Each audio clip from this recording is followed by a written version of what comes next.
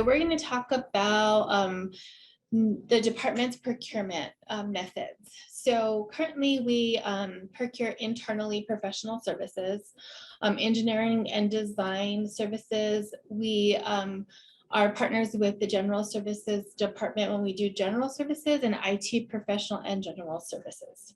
So we procure all of that. Let's see. So a little bit about our professional services. Our non-engineering RFPs all come through us, and we do that internally. So we process and execute all contracts internally. We have sole sources, construction contracts. So typically we do engineering and design, and we get up to phase 2, and then phase 3 is also done internally through an ITB, and that's how we go out to construction. Utility cooperative agreements and adjustment agreements. We have local government agreements, typically transit and rail agreements. Traffic safety grants are also processed within NMDOT. We have MOUs and MOAs with local governments or other state agencies, joint powers of agreements, intergovernmental agreements, and aviation grant agreements. And so most of our funding is federal. We don't have a lot of general funds. So we also, like I spoke of earlier, we do the engineering and design contracts internally. We are allowed per statute to go beyond 4 years on amendments for engineering and design, typically caused by delay within the contract, like environmental constraints, or like COVID happened. So we were unable to meet our deadlines, and so we're able to extend. We also do sole sources for phase 3 contracts, which goes side by side during construction. So our consultants enhance and are able to provide guidance to the construction, our contractors, while we're building actual roads and bridges. And we're currently doing the design build projects, which Michael and Joe spoke of earlier.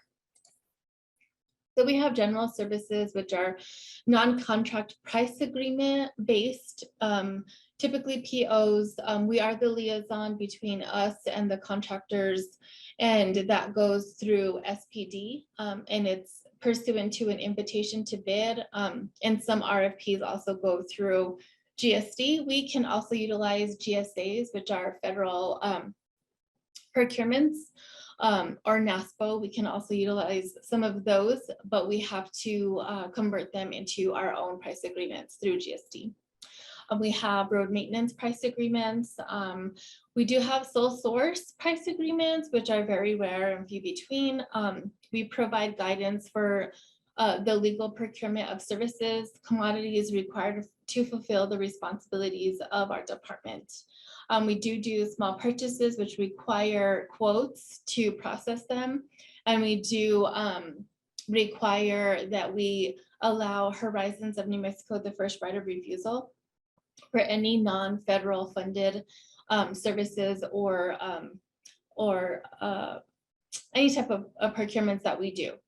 So we do allow them the first right of refusal. Currently, they have a lot of our janitorial contracts. And we also have IT general and professional service contracts.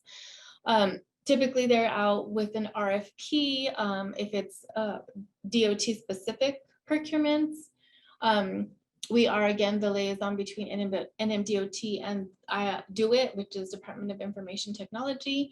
So we work in collaboration with each other and GSD to get those price agreements executed.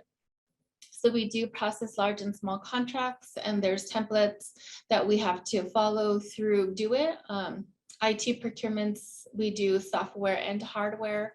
And we, like I said, we are on a collaboration with SPD, which is a General Services Department, State Purchasing Division, and DOIT. We do approve sole sources, GSAs, and NASPO contracts. So tips on becoming an eligible vendor. So you must be registered with GSD SPD, and there's a link on their website that allows you to sign up. You must have a W-9 and submit it to Department of Finance. So Department of Finance and Administration is the main provider for our financial system, and you have to be a vendor. So we're able to pay you, and you have to be registered with Taxation and Revenue Department. For federal funds, you have to be registered with the SAMS program and be in good standing on all. The departments that we deal with currently would be the General Services Department or State Purchasing Division, Department of Finance, Taxation and Revenue, and then of course our internal department. So we work together to ensure that all of the laws and statutes, rules are followed before we execute any type of contract or procurement. Let's see, and my spill is kind of short and sweet. So again, my name is Christina Baca, and I'm the Director CPO for the department. Below is my email address, which is christina.baca@dot.nm.gov. And my phone number is also there. This is a little snippet of our website. And you go into procurement services, and then you would find all of our RFPs on our website. So we have any current solicitations on our website. If they are general or IT driven, they'll be on the GSD website. That's kind of it on my side. I'm open for any kind of questions. Yeah, Christina, I hate to tell you this. We just realized I don't think your slides, okay, now it's on the last one. They weren't progressing properly, I don't think. Oh, shoot. There you go. Okay. So now we got that information out. So yeah, I know we have encourage some questions. We got about 15-20 minutes left. So one question came up: does NMDOT have criteria for sole source preference qualifications? So typically we follow the statute for sole sources, and what we do is we ensure that there's only one available contractor or vendor for the type of commodity that we're searching for. We do advertise it for 30 days on GSD's website per statute to ensure that they are the only provider. And if we have no, if we do not get any protests, then we continue with the sole source. Okay. Okay, and we'll encourage some other questions out there, Michelle, if you can look at the Q&A. I see another one just popped in. Oh, do you have, Adolfo, do you have that statute handy? And if you don't have it handy, could you please follow up with Michelle afterwards and let her know the reference so we can cite that, and we'll go ahead and send out that citation? Sure. Perfect. So, Christine, I'm not sure if you covered sources sought. That's an area that always confuses me. I see something come out that says sources sought. What is that? So we have different type of sources, being GSAs, NASPO agreements. So we're able to look through the federal procurements to search for alternate sources. So in the event that we need a commodity within a time constraint, we're able to look to see if there's other sources available to us. And if we do find one, we would submit a justification to GSD, and if it meets the qualifications and our needs, typically they're able to convert that into a statewide price agreement. Okay. Okay. Now I know we have some people from some neighboring states, Texas, Arizona. I think I might have seen someone from Colorado or something as well. Is there anything they need to do special, small businesses that might want to start engaging in New Mexico? You know, they would just become a vendor, as I stated. If they have a specific commodity that they would like to be notified when we solicit, then they would go onto the GSD's website and they would submit their information. For any of our solicitations, outside states are welcome to submit proposals. And, you know, we have awarded contractors or consultants that are outside of New Mexico if they win our RFP solicitation evaluation. Okay. And to do business with NMDOT, somebody mentioned in chat, we're talking about SAM. So anyone who wants to do business directly or as a sub to be SAM registered, correct?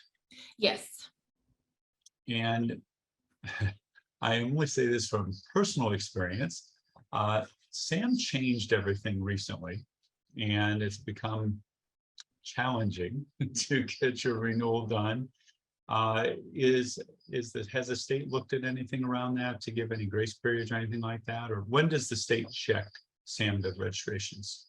So typically what we put on our solicitations that they have to be registered in sam.gov by the time the contract has been executed. So we need to have our documentation with our procurement file. In some circumstances, if they can show us that they've submitted all the paperwork and they're waiting on sam.gov, we can continue to proceed with the execution of the contract, but with the stipulation that if they are not in good standing, then we must go to the next best offer.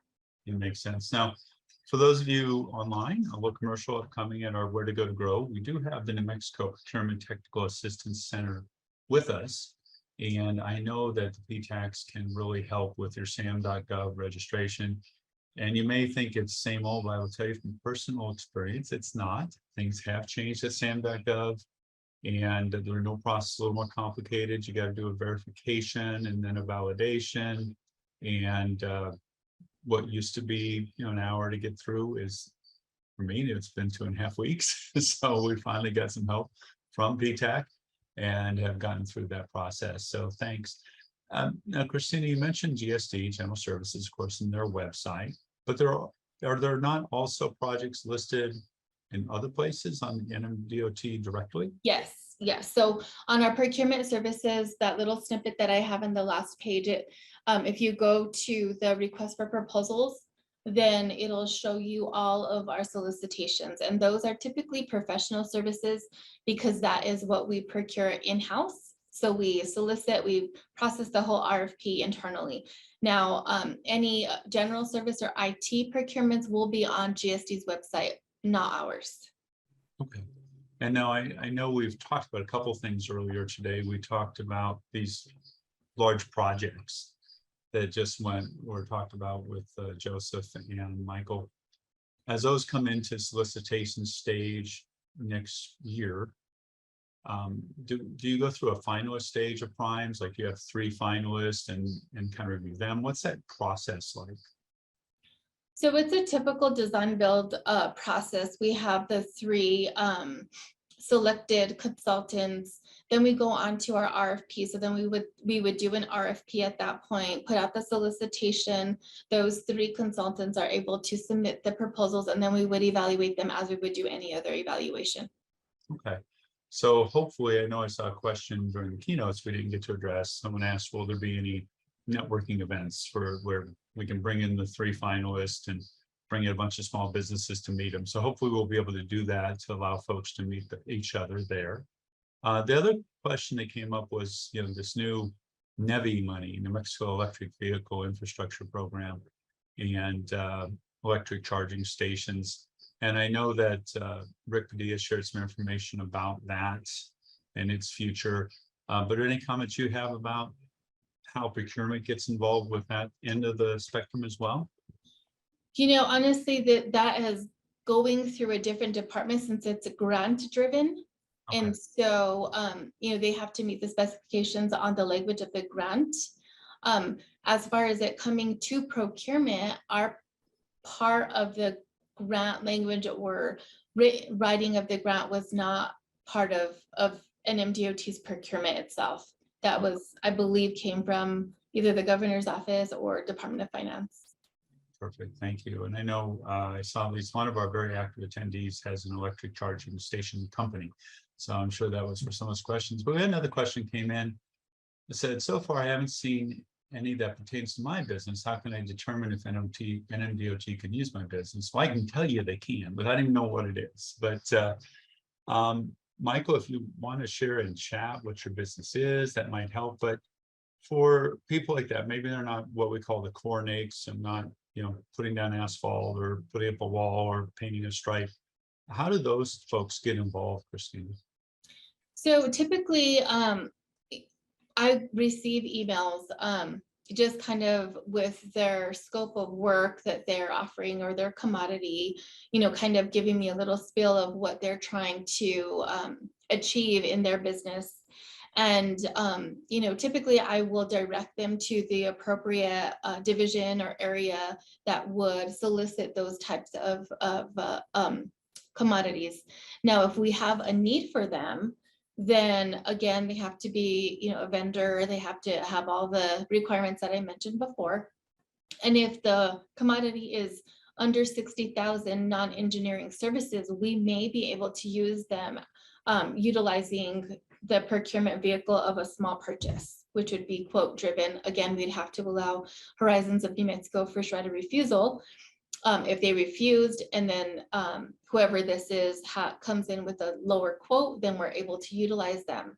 Now, if we have a solicitation over 60,000, the main response I would say is just periodically check our website to ensure that there's not an RFP that fits your criteria. And then again, like I said, I can submit their email or forward their email to the appropriate department that could utilize their commodities. Okay, perfect. And Christina, you did respond saying runs a remote online notary. So I don't know about direct application, but certainly a lot of our attendees need that. We were just talking about SAM, and sometimes for your SAM.gov renewals, you might need to have things notarized. So Michael, I do think there's a lot of demand for your service in our community. But let's see, do we have any other questions out there from anyone? And I don't see anything in Q&A. Anyone have any questions in chat you want to ask for Christina?